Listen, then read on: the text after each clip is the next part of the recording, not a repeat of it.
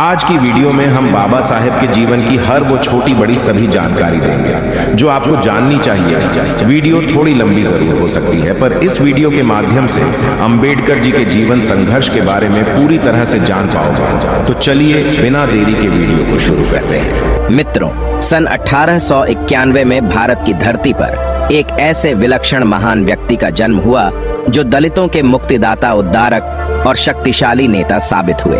वे एक महान लेखक, नारी जाति को सशक्त बनाने वाले सिद्धांत शास्त्री और बौद्ध धर्म के मानवीय सिद्धांतों के पुनरुद्धारक थे। उन्होंने मानव अधिकारों को भारतीय समाज में स्थापित किया और मानवीय समानता की बात की। वे भारतीय मनीषा और धर्म के गहन विचारक, शिक्षा, न्याय और अर्थ के प्रसिद्ध विद्वान थे। वे बौद्धिक प्रतिभा के धनी व्यक्ति थे। उन्होंने छुआछूत और भेदभाव की समस्या को भारतीय समाज से उखाड़ फेंकने का बीड़ा उठाया। महात्मा गांधी के साथ विदेश की आजादी की लड़ाई में कंधे से कंधा मिलाकर चले। बचपन से लेकर सेना की नौकरी में बड़ा पद पाने तक उन्होंने छुआछूत और भेदभाव की असहनीय पीड़ा सही और कसम खाई कि वे हिंदुस्तान से भेदभाव की खाई और छुआछूत के कलंक को मिटाकर रहेंगे और सैकड़ों वर्षों से अपमान, उपेक्षा और तिरस्कार सहते आ रहे दलितों को शिक्षा, न्याय, समानता और सम्मान का अधिकार दिलाकर रहेंगे। यदि आपने अभी तक हमारा चैनल नहीं किया है तो सब्सक्राइब कर लें और साथ ही बेल आइकन को अवश्य दबाएं ताकि आने वाले वीडियो का नोटिफिकेशन आपको सबसे पहले मिल सके। मुक्तिदाता ने महसूस किया कि जब तक देश के संविधान और कानून में दलितों के लिए न्याय, समानता और उन्नति के प्रावधान नहीं किए जाएंगे, तब तक दलित अपनी स्थिति से कभी ऊपर नहीं उठ पाएंगे। उस मसीहा ने महसूस किया कि शिक्षा ही वह ताकतवर हथियार है जो प्रत्येक दलित को सशक्त बना सकती है और उसे अपने मानवीय अधिकार समाज के लोगों व धर्म जाति के ठेकेदारों से वापस दिला सकती है। इसीलिए पहले उस असीम क्षमता के धनी व्यक्ति ने अपने आप को शिक्षा और ज्ञान से भरपूर बनाया। उसके बाद दलितों को समानता, न्याय और अधिकार दिलाने के पक्ष में सशक्त आवाज उठाई। एक गरीब और उपेक्षित वर्ग से उठा वह असाधारण इंसान एक दिन देश के लाखों करोड़ों दलितों के दिल की धड़कन और उनका मसीहा बन गया। जी हाँ दोस्तों, आज हम बात कर रहे हैं बाबा साहब अम्बेडकर की, जिन्हें डॉक्टर भीमराव अम्बेडकर कहा जाता है। वे भारतीय संविधान के निर्माता थे। स्वतंत्र भारत के वे पहले कानून मंत्री बनाए गए। भारतीय संविधान के निर्माण के बाद उन्होंने हिंदू कोड बिल भी बनाया था। डॉक्टर अंबेडकर का जन्म आज से 133 साल पहले उस कालखंड में हुआ था जब हमारा भारत देश अंग्रेजों का गुलाम था तथा हमारे देश के लोग ब्रिटिश साम्राज्यवाद की पीड़ा भुगत रहे थे। तब अंग्रेज लोग तो भारतीयों पर जुल्म करते ही थे, लेकिन भारत के ऊंची जाति के स्वर्ण लोग भी अछूत या निम्न वर्ण के लोगों को घृणा की दृष्टि से देखते थे। अछूत जनों को वे अपने कुएं और नल से पानी भी नहीं लेने देते थे और उन्हें छूना बहुत बड़ा पाप समझते थे।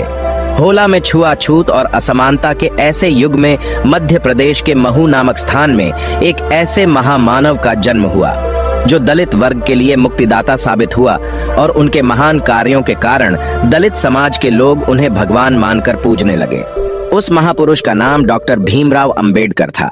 अम्बेडकर 14 अप्रैल 1891 को पैदा हुए थे। वे अपने माता पिता की 14वीं संतान थे, लेकिन उनके अधिकांश भाई बहन कुछ समय तक जीने के बाद परलोक सिद्धार गए थे। उनके पिता का नाम रामजीराव और मां का नाम भीमाबाई था। दोस्तों, भीमराव के पिता कहने को तो मिलिट्री में सूबेदार थे, लेकिन उन्हें वेतन बहुत ही कम मिलता था।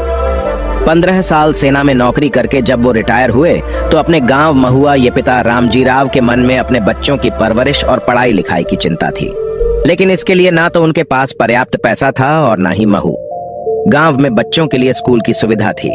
आखिरकार रामजीराव ने अपना गांव छोड़कर सतारा शहर जाने का निर्णय लिया ताकि वे शहर में आजीविका का कोई कार्य या नौकरी कर सकें और अपने तीनों पुत्रों को किसी अच्छे स्कूल में दाखिला करा के उनका भविष्य संवर सके। भीमराव के पिता जानते थे कि हम महार जाति से हैं और हमारी जाति के लोगों को देश में अछूत माना जाता है। यदि मेरे पुत्रों ने शिक्षा ग्रहण नहीं की तो उन्हें आगे चलकर भूख, गरीबी और कष्टों का सामना करना पड़ेगा। अगर वे कुछ पढ़ लिख गए तो हो सकता है कि किसी दफ्तर में बाबू बन जाए और इज्जत से जीना सीख जाए। बड़ी मुश्किल से सतारा शहर में रामजीराव को एक कंपनी में स्टोर कीपर की नौकरी मिली। पगार 40 रुपये थी। सूबेदारी की नौकरी में रामजीराव को 50,000 रुपये महीना वेतन मिलता था, लेकिन घर की तंग हालत के कारण उन्होंने वो नौकरी करना स्वीकार कर लिया। अपने परिवार के साथ सतारा शहर में रहते हुए भीमराव जब 5 वर्ष की आयु के हुए तो उन्होंने अपने पिता से पढ़ने की इच्छा जाहिर की। उनकी माताजी भी चाहती थी, वे बड़े पिता रामजीराव भी अपने बेटों को स्कूल में पढ़ाना चाहते थे, लेकिन वे ये सोचकर कि हम मार लोग हैं, अछूत जाति के हैं, शहर में कौन सा स्कूल हमारे बच्चों को दाखिला दे सकेगा। बालक भीमराव रोज पिता से स्कूल जाने की जिद करते थे। हारकर उनके पिता उन्हें शहर के कुछ स्कूलों में लेकर भी गए, लेकिन सब स्कूलों के संचालक और हेडमास्टरों ने उनके बेटे भीमराव को अपनी शाला में प्रवेश देने से मना कर दिया। एक दिन एक स्कूल का हेडमास्टर बालक भीमराव को अपनी शाला में प्रवेश देने के लिए राजी हो गया, लेकिन उसने शर्त रखी कि भीम को स्कूल में कक्षा के दरवाजे से बाहर बैठकर अपनी पढ़ाई करनी होगी। अपने बेटे को शिक्षा दिलाने के लिए रामजीराव ने यह शर्त भी स्वीकार कर ली। इस तरह भीमराव का दाखिला उस स्कूल में हो गया। भीमराव एक सीधे सादे बालक थे। अपने पिता की तरह वे बहुत गंभीर और सहनशील थे, साथ ही साथ बहुत कुशाग्र बुद्धि तथा मेधावी प्रतिभा के धनी थे। कक्षा के दरवाजे से बाहर वे उस जगह पर अपना टाट बिछाकर बैठते थे जहां छात्र अपने चप्पल और जूते उतारते थे, लेकिन बालक भीम को किसी से कोई शिकायत नहीं थी। उसके मन में केवल विद्या और ज्ञान अर्जित करने की लगन थी। वे पढ़ाई के जरिए दिन दुनिया की बहुत सारी बातें जान लेना चाहते थे। भीमराव और रोज सुबह समय से पहले स्कूल पहुंचते और अपनी कक्षा के बाहर दरवाजे पर बैठकर शिक्षकों द्वारा पढ़ाए जाने वाले पाठों को बड़े ध्यान से एकाग्रता पूर्वक सुना कर दे।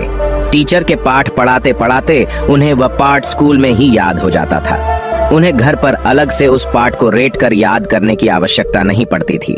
टीचर उनसे पाठ के संबंध में जो जो सवाल पूछते उसका भीमराव एकदम सही सही जवाब दे दिया करते थे।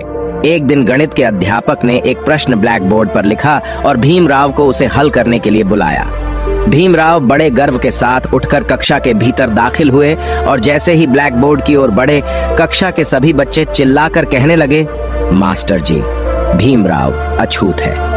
ब्लैक बोर्ड के पास हमारे खाने के टिफिन रखे हुए हैं, इसकी परछाई से हमारे टिफिन का खाना अपवित्र हो जाएगा। भीमराव ब्लैक बोर्ड के पास नहीं पहुंच सके और छात्रों के आक्रोश के समक्ष झुकते हुए अध्यापक ने भीमराव को वापस अपनी जगह जाकर बैठने को कहा। इस तरह के कई अपमान और तिरस्कार भीमराव ने सहे।